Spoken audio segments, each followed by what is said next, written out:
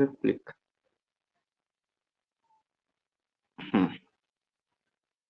Right now recording is going to started. Okay, मेरी voice clear है? तो आज हम लोग टाइप ऑफ एसेक्सुअल रिप्रोडक्शन में फ्यूजन स्टार्ट करते हैं, जो कि फर्स्ट टाइप है। फ्यूजन मीन्स होता है बेटा division. That means actually fusion are two types, जिसमें हम लोग फर्स्ट टाइप डिस्कस करेंगे, वो है binary fusion. Clear? Binary fusion किसमें पाया जाता है? इसका एग्जांपल है अमीबा एंड लेशमानिया। ठीक है, अमीबा का शेप कैसा होता है बच्चों? इरेगुलर शेप होता है, इसलिए फ्यूजन का उसमें कोई फिक्स प्लेन नहीं हो सकता है। फ्यूजन किसी भी प्लेन में हो सकता है। ठीक है, तो अमीबा का कल मैंने डायग्राम ड्रा करके आप लोग को दिखाया था। ठीक, जिसका एग्जाम्पल आप लोग को लर्न कर लेना है, ये है अमीबा।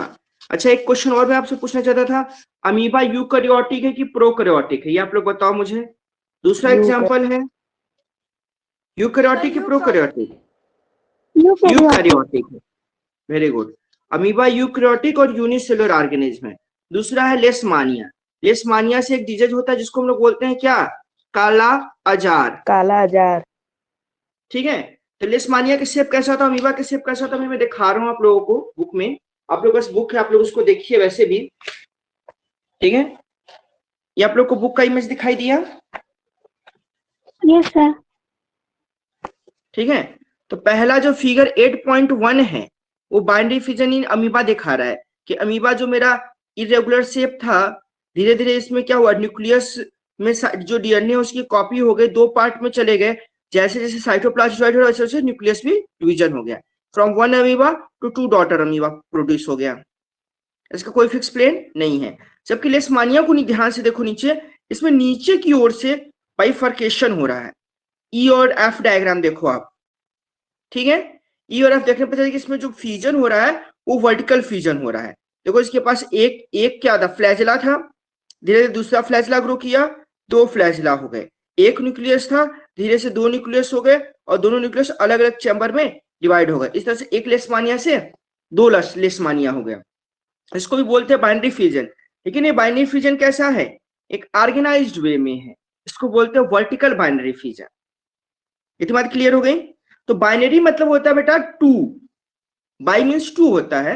तो बाइनरी मतलब फ्रॉम 1 to 2 अगर प्रोड्यूस हो रहा है तो मेरा बाइनरी फ्यूजन हो जाएगा। इतनी बात समझ में आ गई? अब हम लोग बात करेंगे सेकेंड टाइप, जो कि है हमारा मल्टीपल फ्यूजन। ये आपको लर्न कर लेना है कि लेशमानिया से कौन सा डिजीज होता है। ये पूछा जाता है। लेशमानिया और अमीबा दोनों प्रोटोजोआ कैटेगरी में आएंगे। प्रोटोजोआ का मतलब होता है कि यूकैरियोटिक और यूनिसेलुलर ऑर्गेनिज्म। सेकेंड जो फ्यूजन है वो हमारा है मल्टीपल फ्यूजन।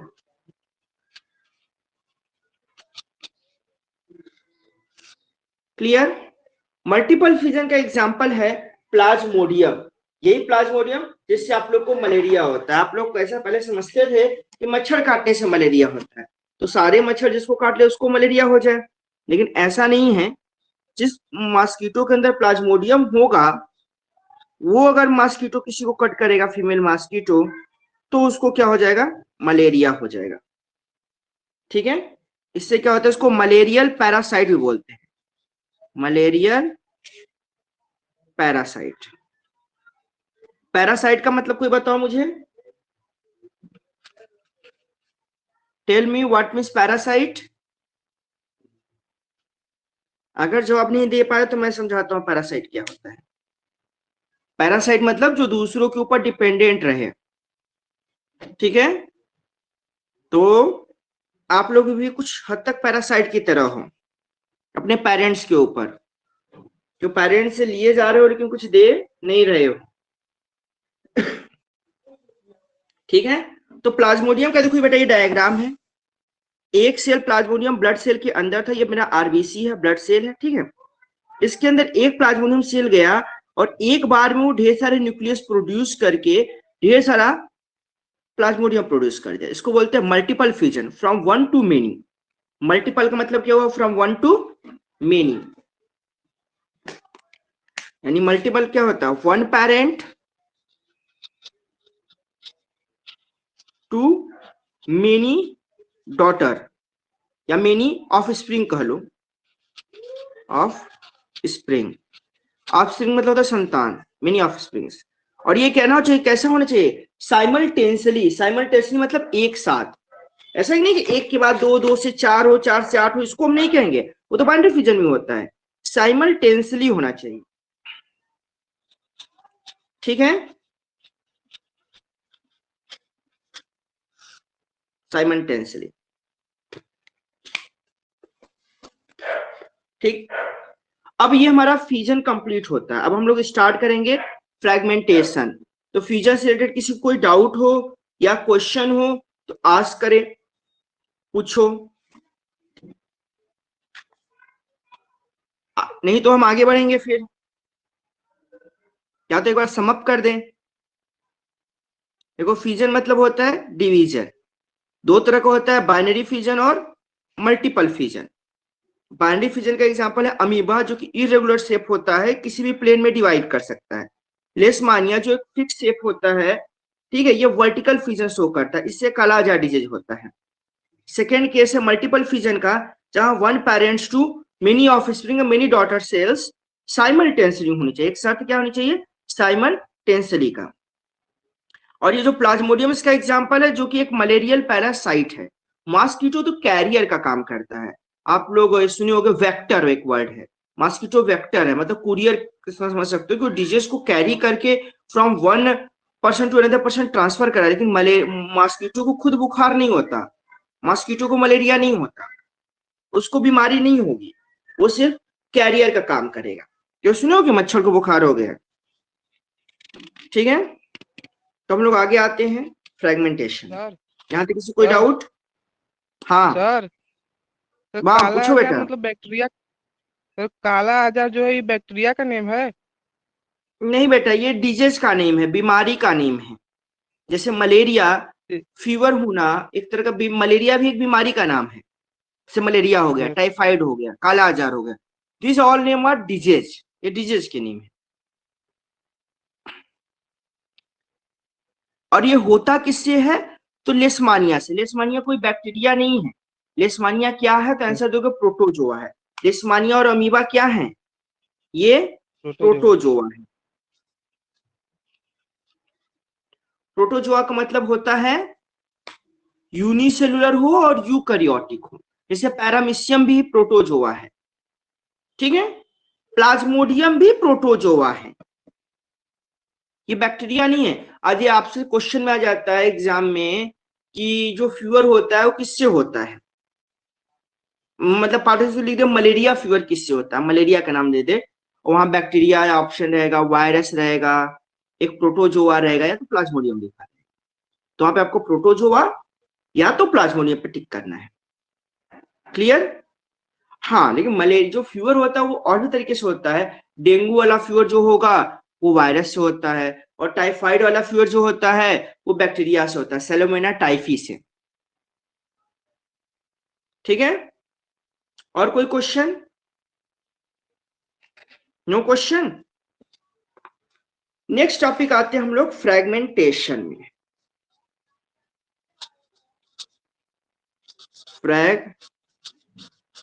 फ्रेगमेंटेशन, फ्रेगमेंटेशन ये किसमें देखने को मिलता है, तो इसका आंसर है फिलामेंटस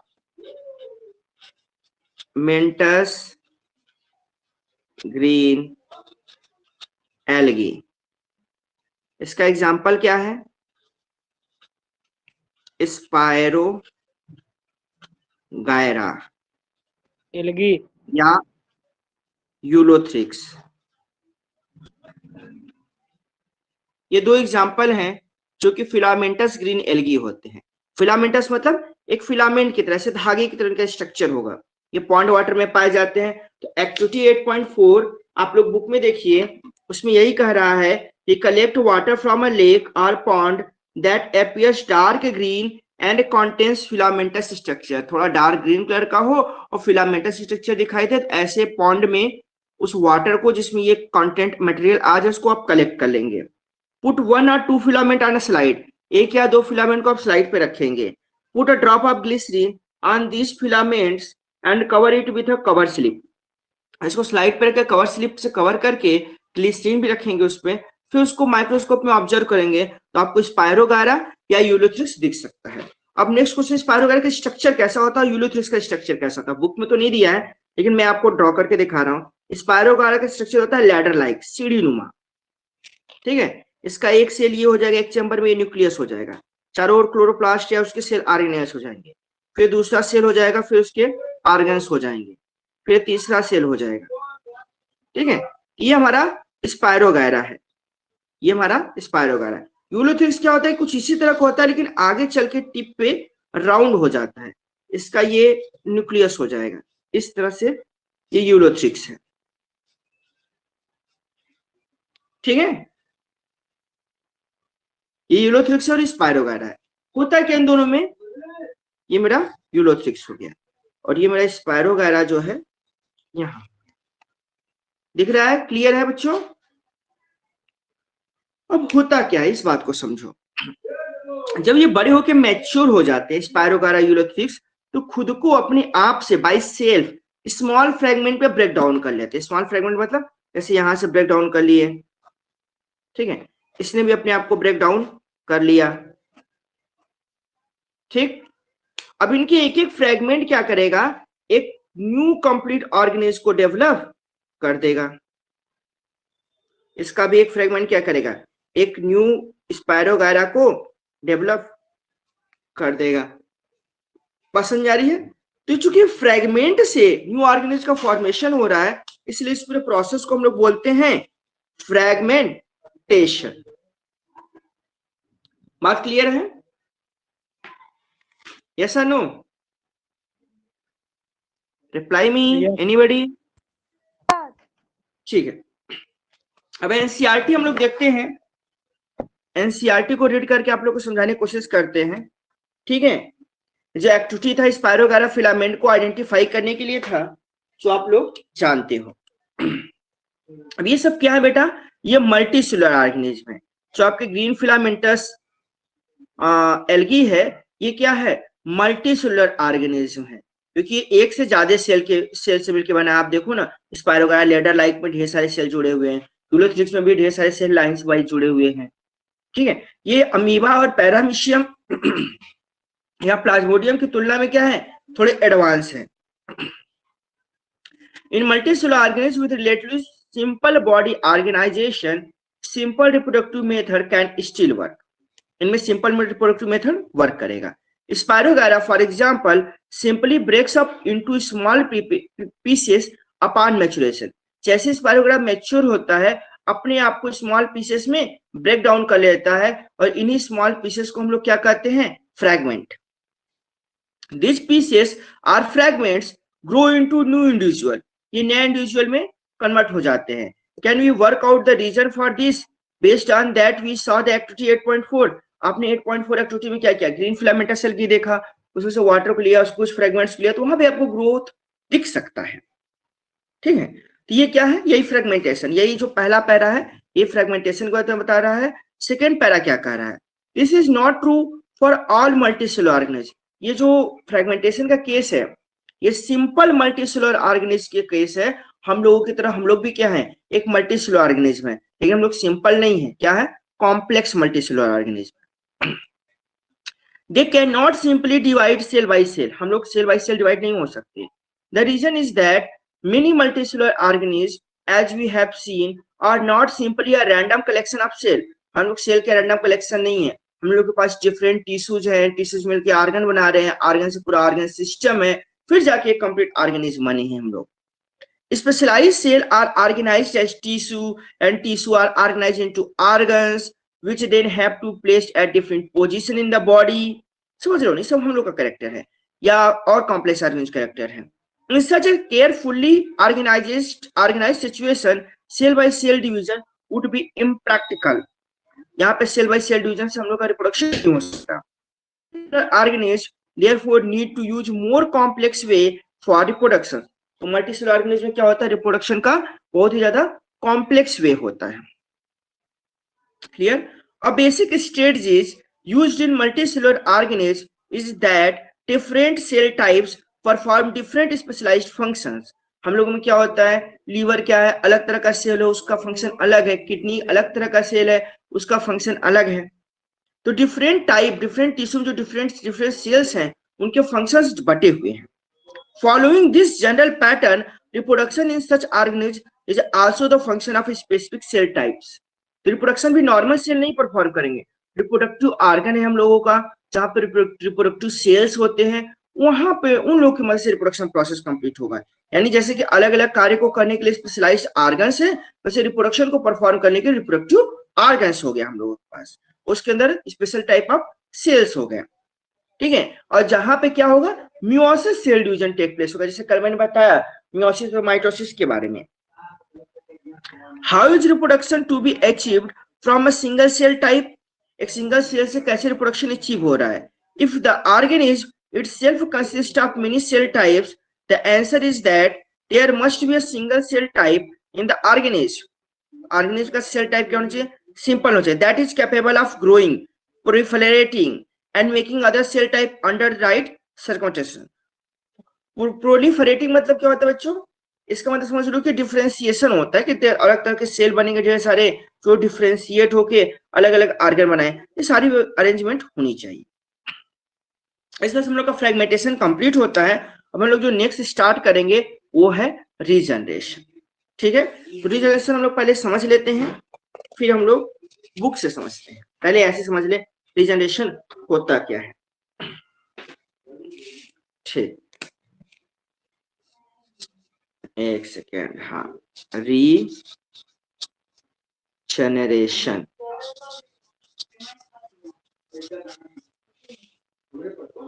रीजनरेशन, ठीक है. रीजनरेशन का क्या मतलब हुआ कि जो दोबारा जनरेट कर सके. ये एक्चुअल में एनिमल्स में होता है, जिसमें क्या देखने को मिलता है कि अगर उसके बॉडी ऑर्गन को हमने कट कर दिया, जैसे हाइड्रा और प्लेनेरिया, इसके दो बेटर एग्जाम्पल हैं. कौन कौन एग्जाम्पल है आपको देखो बच्चों, एग्जाम्पल हमेशा लर्न करके चलना चाहिए हर एक केस का. यदि आप लिखते हो कोई चीज और बिना एग्जाम्पल के राइट करते हो तो आपके मार्क्स कट हो सकते हैं. प्लेनेरिया और हाइड्रा दो इसके एग्जाम्पल्स हैं. कि प्लेनेरिया है, उसको बॉडी के किसी भी पार्ट से आप कट कर दो तो उसका एक एक टुकड़ा बॉडी का वो रिजनरेट कर जाएगा कंप्लीट न्यू प्लेनेरिया में. हाइड्रा के साथ भी यही है. एक्चुअली में इनके अंदर होता क्या है, कुछ रीजनरेटिव या स्पेशलाइज्ड सेल पूरे बॉडी में डिस्ट्रीब्यूट होते हैं. जैसे कि हम लोग जाइगोट से बने ना बच्चों, एक सिंगल सेल से, उसी तरह से इनके अंदर कुछ स्पेशलाइज्ड सेल्स बॉडी के डिफरेंट डिफरेंट पार्ट में होते हैं. इनको आप किसी भी पार्ट से कट करो वो सेल वहां पे मिल जाएंगे. वो सेल क्या करेंगे, मल्टीपल डिवीजन करके एक कंप्लीट न्यू ऑर्गेनिज्म को फाउंड कर देंगे. ये प्रोसेस क्या है, ये process regeneration. Sir tape warm. हाँ, टेप वार्म में रीजनरेशन वैसा नहीं होता है. टेप वार्म थोड़ा सा एडवांस ऑर्गेनिज्म. ठीक है. प्लेनेरिया और हाइड्रा इसका मोस्ट कॉमन एग्जांपल है. टेप वार्म तो हमारे बॉडी के अंदर पाया जाता है, पैरासाइट की तरह काम करता है. ठीक है. प्लेट वार्म और टेप वार्म हो गया, प्लेटिहेलमिन्थीज है, या राउंड वार्म हो गया जिसको एस्केरिस कहते हैं. ये पैरासाइट्स होते हैं और इनमें रीजनरेशन नहीं होता. अच्छे खासा इसमें रिप्रोडक्शन होता है, स्पोर इनके बनते हैं. ठीक है. जबकि प्लेनेरिया और हाइड्रा में क्या देखने को मिलता है, रीजनरेशन. तो आप लोग ये देखो प्लेनेरिया का स्ट्रक्चर. हाँ, बडिंग भी हाइड्रा में होता है. बडिंग क्या है अभी मैं आगे डिस्कस करूंगा. ऐसा नहीं कि एक ऑर्गेनिज्म में केवल एक ही तरह का रिप्रोडक्शन देखने को मिलेगा, एक से ज्यादा तरह का रिप्रोडक्शन हो सकते हैं. जैसे हाइड्रा में या प्लेनेरिया का डायग्राम, प्लेनेरिया को 3 पीस में कट कर दिया. ठीक है. तो पहला पीस एक कंप्लीट हाइड्रा बना दिया, प्लेनेरिया बना दिया. दूसरा पीस भी एक कंप्लीट प्लेनेरिया हो गया. थर्ड पीस भी क्या हो गया, एक कंप्लीट प्लेनेरिया में फॉर्म हो गया. ठीक है. यही मेरा क्या है, रीजनरेशन है. ये डायग्राम समझ में आ गया. अब रीजनरेशन को रीड करते हैं. क्या है ये, many fully differentiated organism have the ability to give rise to new individual organisms from their body part। तो बहुत से ऑर्गेनिज्म हैं जो थोड़े प्रिमिटिव हैं, थोड़े डेवलप्ड है, थोड़े ऑर्गेनाइज्ड हैं, तो उनमें बॉडी के पार्ट से न्यू ऑर्गेनिज्म फॉर्मेशन करने की कैपेबिलिटी होती है, और इसी को हम रीजनरेशन कहते हैं। That is, if the individual is somehow cut or broken up into many pieces, many of these pieces grow into separate individuals। इसमें लिखा somehow cut, जबकि फ्रेगमेंटेशन में क्या था कि वो खुद से अपने आप को कट कर रहे थे, कौन, स्पाइरोगारा, जबकि रीजनरेशन में खुद से कट नहीं करेंगे। अगर किसी तरह से बाई चांस कट जाते हैं तो उनमें रीजनरेशन होगा, अदरवाइज नहीं होगा। For example, simple animal like hydra and planaria can be cut into any number of pieces and each pieces grow into a complete organism। तो जितने पीसेस में कट हो जाए उनका एक एक पीस क्या होगा, एक कंप्लीट ऑर्गेनिज्म में क्या होगा, प्रोड्यूस हो जाएगा। This is known as regeneration. Regeneration is carried out by specialised cell, एक स्पेशलाइज्ड सेल होता है इनके अंदर, ठीक है।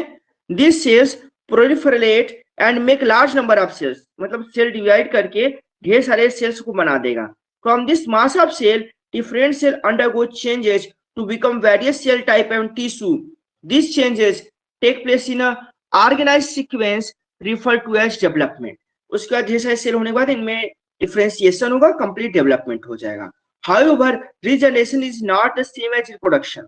ये रिप्रोडक्शन जैसा नहीं है, क्योंकि इसमें जो रिजनरेटिव्स वो बनते हैं वो अपने पेरेंट्स के 100% आइडेंटिकल होते हैं, क्योंकि यहाँ डीएनए का कोई सेपरेट कॉपी नहीं हो रहा है, कोई मिक्सिंग नहीं हो रहा है, वही सेल है, वही सेल डिवाइड कर रहा है, तो इसमें हो जा रहा है वैसा,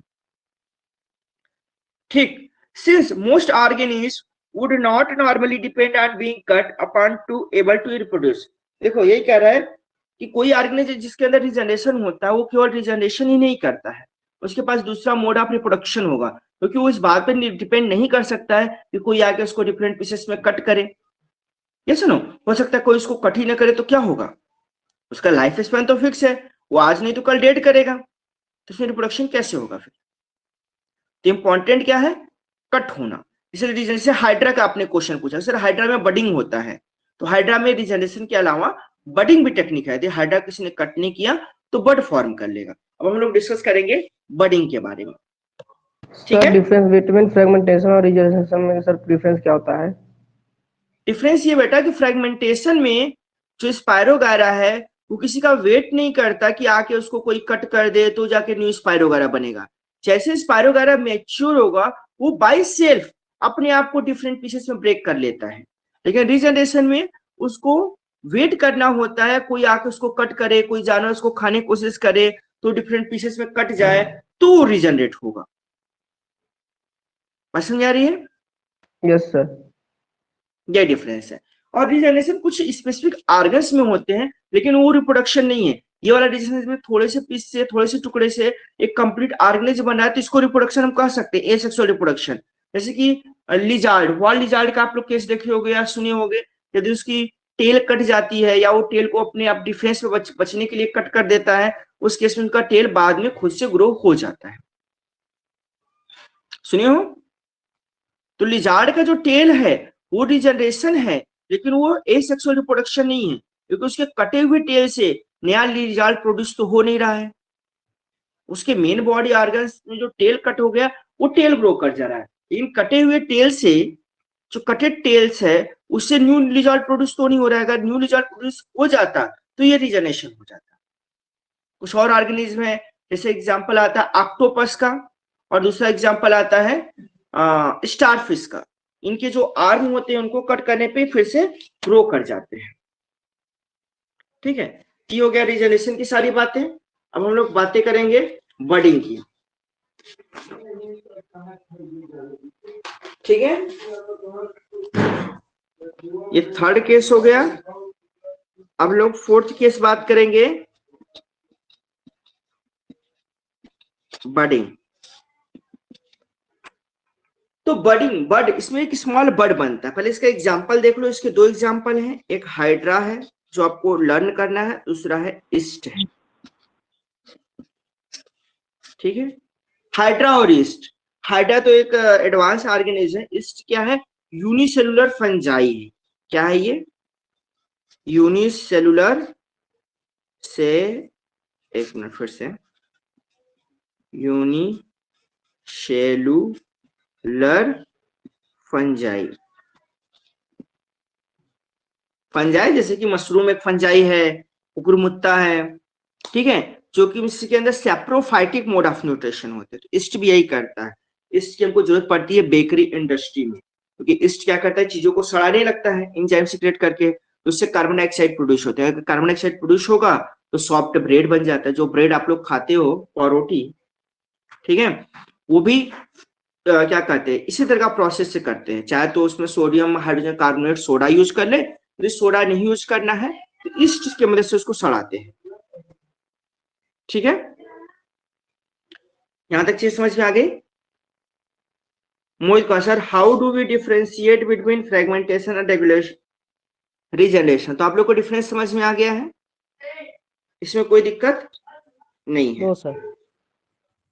ओके सर हम लोग ईस्ट को मल्टीपल फ्यूजन में रख सकते हैं कि नहीं?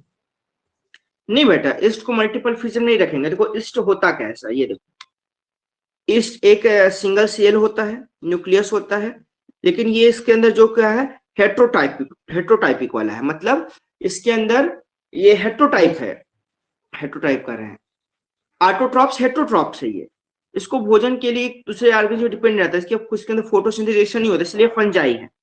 ठीक है, अब इसके अंदर रिप्रोडक्शन कैसे होता है, बनता है बर्ड। बर्ड कैसे बनता है, जैसे ये पूरा एक सेल है, छोटा सा यहाँ पे एक आउटग्रोथ हो जाएगा, और जो न्यूक्लियस है, इस न्यूक्लियस से एक और न्यूक्लियस डेवलप होके इसके अंदर आ जाएगा।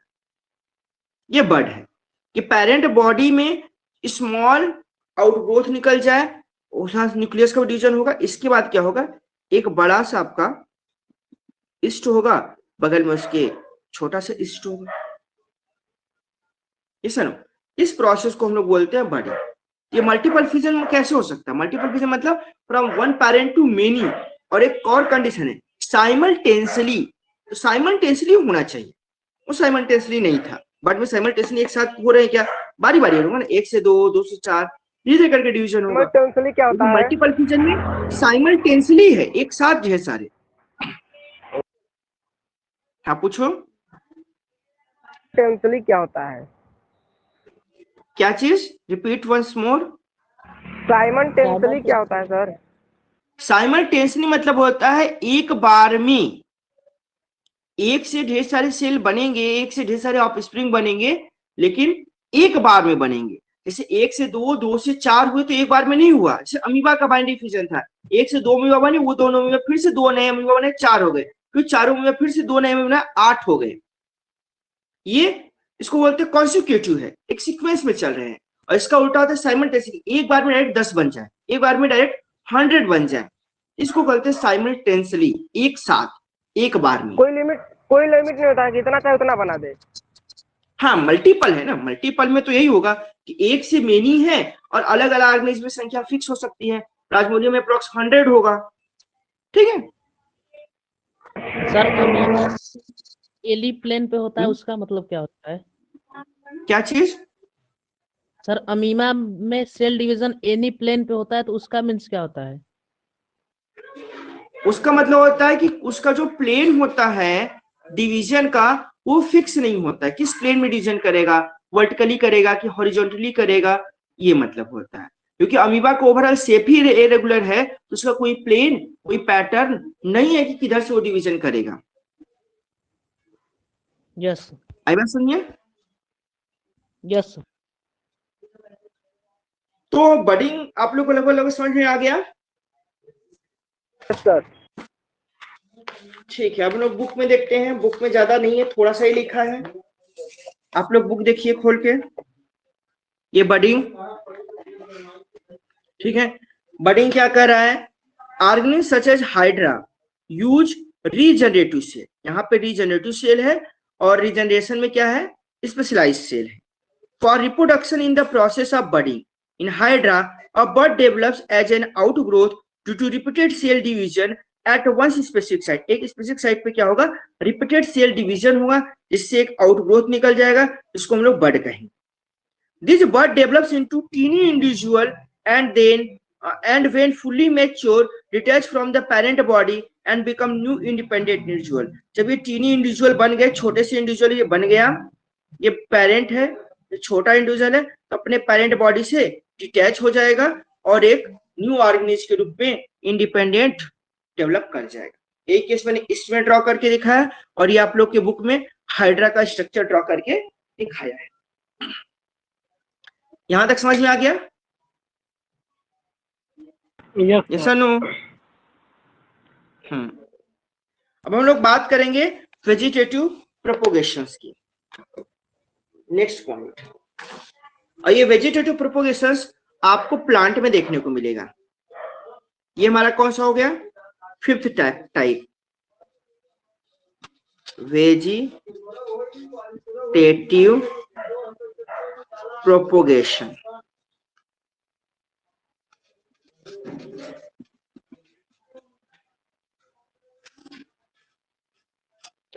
वेजिटेटिव प्रोपोगेशन, जैसे कि आप लोग को पता है कि एक प्लांट से दूसरा प्लांट कैसे बनता है, बताओ? From one plant to another plant कैसे रिप्रोडक्शन होता है? उसके सीड से। यदि मैंगो का सीड आपने लगा दिया तो new mango tree, small tree grow कर जाएगा। तो इंपॉर्टेंट क्या है प्लांट में? उसका सीड। यस और नो?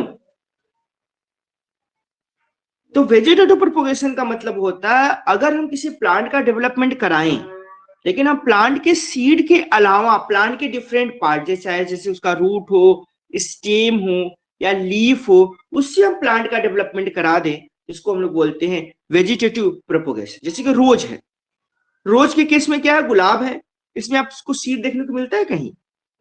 क्या गुलाब के फूल में उसका सीड आपको देखने को मिलता है? आंसर है नो। बनाना में नो। इनमें कैसे एक बनाना से दूसरा बनाना होगा? कैसे वन रोज से सेकंड रोज होगा? यहाँ पे क्या होगा? वेजिटेटिव प्रोपोगेशन होगा। रोज की बात करें तो बाय स्टेम, उसके स्टेम को कट करके आप दूसरे जगह लगा दिए, उससे नया रोज प्रोड्यूस हो जाएगा। समझ में आ रही है? तो हम लोग टॉपिक पे आते हैं। आप लोग बुक अपना ओपन रखिएगा। There are many plants in which part like root, stem and leaves develop into new plants under appropriate conditions. क्या कर रहा है? There are many plants in which part like the root, stem and leaves develops into new plants under appropriate conditions. The appropriate condition दोगे तो जो उनके root हैं, stem और लीव्स हैं, ये न्यू प्लांट में डेवलप हो सकते हैं और इसी प्रोसेस को हम लोग वेजिटेटिव प्रोपोगेशन करते हैं। यानी development of plant another than seed, yes, it is the development of new plant like part likes root, stem and leaves. That process is known as vegetative propagations. Unlike in most animals, plants can indeed use such a mode of reproductions. Animal की तरह plant भी इस तरह के mode of reproduction रख सकते हैं। This property, जैसे कि एनिमल में क्या था? रीजनरेशन था कि एनिमल का एक पार्ट कट कर दो तो उससे दूसरा एनिमल प्रोड्यूस हो जा रहा था। प्लांट में भी है इस तरह का रीजनरेशन कैपेसिटी, जिसको हम लोग वेजिटेटिव प्रोपोगेशन कहते हैं। This property of vegetative propagation is used in method such as layering और grafting to grow many plants like sugar cane, rose और ग्रेप्स फॉर एग्रीकल्चर पर्पजेज। ठीक है, जैसे कि आप शुगर केन जान रहे हो, इसमें भी क्या होता है? इसका कोई सीड नहीं होता, गन्ने का रस होता है। आप लोग पीते हो तो गन्ने का प्लांट आप लोग देखे होंगे, क्या उसमें आपको सीड दिखता है? नहीं। वहां भी वही लोग क्या करते हैं, जो गन्ने की ज्वाइंटिंग होती है, गांठ होती है, वहां पे हल्का हल्का रूट निकला है तो उसी को कट करके फिर से जमीन में लगा देंगे, फिर से शुगर केन ग्रो कर जाएगा। ठीक है। वन क्वेश्चन, टेंकटेल क्या होता है सर, और ये हाइड्रा में क्या काम करता है? बहुत अच्छा क्वेश्चन है। टेंकटेल क्या है? टेंकटेल इसका हथियार है, इससे अपने ये शिकार को पकड़ता है। इसमें पॉइजन भी होता है। कोई हाइड्रा को हार्म करने का कोशिश करेगा तो टेंकटेल से वो उसको डसेगा। जैसे बिच्छू का डंक होता है ना, वैसे हाइड्रा का टेंकटेल होता है। हाइड्रा उसको उस टेंकटेल से कट करता है। क्लियर? अब नेक्स्ट नेक्स्ट पॉइंट हम लोग आते हैं, plant raised by vegetative propagation can bear flower and fruit earlier than those produce from seeds. अगर वेजिटेटिव प्रोपोगेशन से कोई प्लांट प्रोड्यूस करे, से मैंगो का ट्री है, अगर प्लांट है छोटा सा, अगर वेजिटेटिव प्रोपोगेशन से आप लगाओगे तो उनमें छोटे अवस्था में ही आपको मैंगो का फ्रूट्स मिलने लगेगा, उसमें फ्लावरिंग होने लगेगी। जबकि कोई सीड से आप प्लांट मैंगो ग्रो कराओगे, उसमें 2 से 3 साल, कम से कम 4 साल तक उसमें कोई फ्लावरिंग नहीं होगी। जब तक वो कंप्लीटली मैच्योर न हो जाए तो तक वो फ्लावर और फ्रूट नहीं देगा। जबकि वेजिटेटिव प्रोपोगेशन की क्या खास है, यदि वेजिटेटिव प्रोपोगेशन से आप किसी प्लांट को लगाया फ्रूट वाले, तो स्मॉल स्टेज में आपको फ्रूट्स देना स्टार्ट कर देगा। लोग चाहते हैं कि हमको कम स्टेज में जल्दी से जल्दी हम मैंगो ट्री लगाएं, मैंगो का पौधा लगाएं, हमको आम मिलना शुरू हो जाए, मैंगो मिलना स्टार्ट हो जाए। इसके लिए लोग प्रिफर करते हैं ऐसे मैंगो के स्मॉल ट्री को लगाने के लिए जिसके अंदर वेजिटेटिव प्रोपोगेशन देखने को मिलता हो। यदि बात समझ में आई? Yes sir. ठीक है, ये इसका क्या बेनिफिट है? वेजिटेटिव प्रोपोगेशन कराने का एक बेनिफिट ये है कि जो फ्रूटिंग एंड फ्लावरिंग है वो पहले हो गया। Such method also make possible the propagation of plant such as banana, orange, rose and jasmine that have lost the capacity to produce seeds. जैसे कि बनाना है, रोज है, ठीक है, जैस्मीन है, इन सब के अंदर क्या होता है, ये सीड फॉर्म ही नहीं करते, इनके पास सीड फॉर्मिंग एबिलिटी क्या हो गई है, लॉस्ट हो गई है। ऐसे कंडीशन में आप क्या करेंगे, इनका वेजिटेटिव प्रोपोगेशन एक मात्र ऑप्शन बचता है। Another advantage of vegetative propagation is that all plants produced are genetically similar enough to parent plant to have all its characteristics. Vegetative propagation से जो न्यू प्लांट प्रोड्यूस हो रहा है वो बहुत ही ज्यादा सिमिलर होते हैं अपने पेरेंट प्लांट से, उनका वेरिएशन का कोई चांस उतना नहीं होता। मतलब कह सकते हो कि वो आइडेंटिकल होते हैं, उनके जो फ्लावर होंगे, जो फ्लावर के शेप होंगे, जो फ्लावर के कलर होंगे, अपने पेरेंट जैसे ही होंगे। ये वेजिटेटिव प्रोपोगेशन का क्या है, बेनिफिट है। इतनी बात समझ में आ गई? यस और नो? तो ये होना चाहिए क्या बच्चों? सर हाइड्रा भी तो सर बर्डिंग के जैसे प्रोड्यूस होता है, तो उसमें भी तो सर सिमिलरिटी बहुत ज्यादा होना चाहिए जेनेटिकली।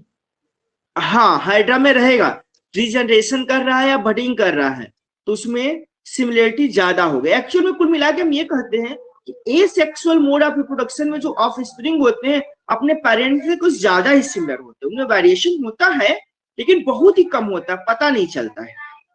जबकि सेक्सुअल रिप्रोडक्शन के केस में वेरिएशन बहुत ही ज्यादा होता है। ठीक है, अब लोग पोटैटो को देखोगे, पुरानी आलू को जिसमें नॉचेज होते हैं, इसको बोलते हैं आलू की आंख, सुने हो नाम, इंग्लिश में नॉचेज बोलते हैं। ठीक है, पुराना आलू देखा है, अभी 1-2 महीने पहले अवेलेबल था, अब नहीं है मार्केट में, न्यू पोटैटोज ग्रो हो गए हैं।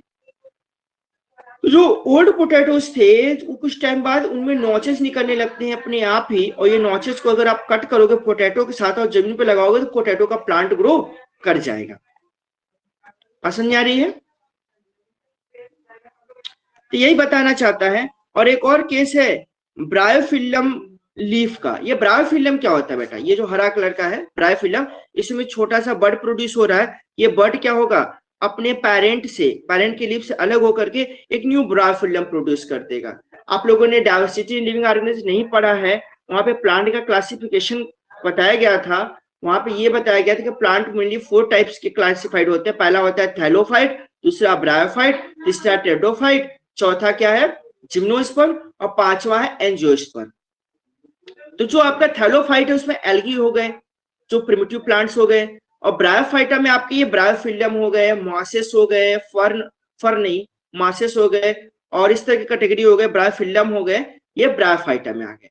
ब्रायोफाइटा को एम्फीबियन प्लांट किंगडम बोलते हैं। इनमें आपको इस तरह का वेजिटेटिव प्रोपगेशन देखने को मिलता है। ठीक है, एक नेक्स्ट टॉपिक है टिश्यू कल्चर। ये थोड़ा सा कॉम्प्लेक्स है, मैं सोच रहा था इसको मैं कल करूं टिश्यू कल्चर को। क्लियर? जो मनी प्लांट में भी देखने को मिलता है, ऑर्नामेंटल प्लांट्स के केसेस में हम लोग टिश्यू कल्चर करते हैं। ये टिश्यू कल्चर भी अपने आप में एक तरह का वेजिटेटिव प्रोपगेशन का ही प्रकार हो जाएगा। समझ आ रही है? तो आज के लिए इतना ही करते हैं। वेजिटेटिव प्रोपगेशन में टिश्यू कल्चर वाला सेक्शन हम लोग कल करेंगे। बाकी हम लोगों ने पोटैटो के नॉचेज या ब्रायोफिल्म में जो बर्ड्स होता है, जैसे बडिंग आप कह सकते हो, लेकिन चूंकि प्लांट है इसलिए इसको वेजिटेटिव प्रोपगेशन कह रहे हैं। ठीक है sir, define grafting method. Yes sir, grafting क्या होता है? अच्छा चलो ग्राफ्टिंग मेथड डिफाइन करते हैं। ग्राफ्टिंग मेथड क्या होता है? बहुत सिंपल चीज है। कहाँ गया मेरा मार्कर? यस, जैसे मान लो ये कि आपका कोई ये प्लांट है, रोज का है, आपने उसको गमले में लगाया है, यहाँ पत्ती होती थी, आपने इसको यहां से कट कर दिया। ये दूसरा एक प्लांट है, ये रोज का है, लेकिन ये दूसरे कलर का रोज देता है, मान लो ये व्हाइट रोज देता है, ठीक है? तो इसको भी आपने यहां से कट कर दिया। अब आप करेंगे क्या, ये जो ऊपर वाला इसका हेड है उठा के यहां लगा दिए, और इसका हेड है उठा के यहां लगा दिए, एक्सचेंज कर दिए, मतलब अटैच करके टेप बांध दिए। तो क्या होगा, जाइलम फ्लेम अगर कनेक्ट हो गए, जुड़ जाएंगे, तो जो इससे नया प्लांट प्रोड्यूस होगा उसमें रोज का जो कलर होगा, हो सकता है वो पिंक हो या कोई डिफरेंट कलर हो या रेड व्हाइट दोनों ग्रो करे, ठीक है? उनके डीएनए की इंटरमिक्सिंग हो गई, यहाँ वेरिएशन देखने को मिलेगा। इस टेक्निक को हम लोग बोलते हैं ग्राफ्टिंग, कि एक प्लांट का हेड पार्टिकुलर रोज में करते हैं। हाँ बोलो। ऐसा कभी हो सकता है कि एक दूसरे का जाइलम फ्लोएम ना मिले? हो सकता है, अगर नहीं मिलेगा तो ग्राफ्टिंग सक्सेस नहीं होगा। ग्राफ्टिंग करने के लिए थोड़ी एक्सपर्टीज चाहिए, वो ध्यान से देख करके उसको अटैच करते हैं, ठीक है? थोड़ा नेचुरल गोद का भी यूज करते हैं, जो नेचुरल हो, आर्टिफिशियल नहीं, जैसे नींव का हो, जो नेचुरल हो, तो चीजें एक दूसरे को सपोर्ट करे। और टेप भी लगा देते हैं ताकि वो उसको पकड़ के रखे, ठीक है? और कुछ टाइम बाद वो दोनों क्या होंगे, एक दूसरे से कनेक्ट हो जाएंगे, दोनों के सेल डिफरेंस होंगे, दोनों का जो कैरेक्टर होगा वो मिक्सअप हो जाएगा। क्लियर? तो ग्राफ्टिंग के बारे में कैसा करना, नेट पे सर्च करना, यूट्यूब पे उसके कुछ वीडियोज मिल सकते हैं। कहोगे तो मुझे जो सही लगेगा मैं ग्रुप में शेयर कर दूंगा। ग्रुप में क्या, टीचमेंट पे उसका लिंक अपलोड कर दूंगा कहोगे तो, ठीक है? तो और कोई question? Putting a stem of one plant into other plant for grow, हाँ यही कर सकते हो ऐसा शिवम। ठीक है, तो आज के लिए इतना ही करते हैं। अब 5 मिनट बचा है नेक्स्ट क्लास शुरू होने में, तो आप लोग नेक्स्ट क्लास के लिए प्रिपेयर रह जाएगा। एक second, first of all oh closed, I have to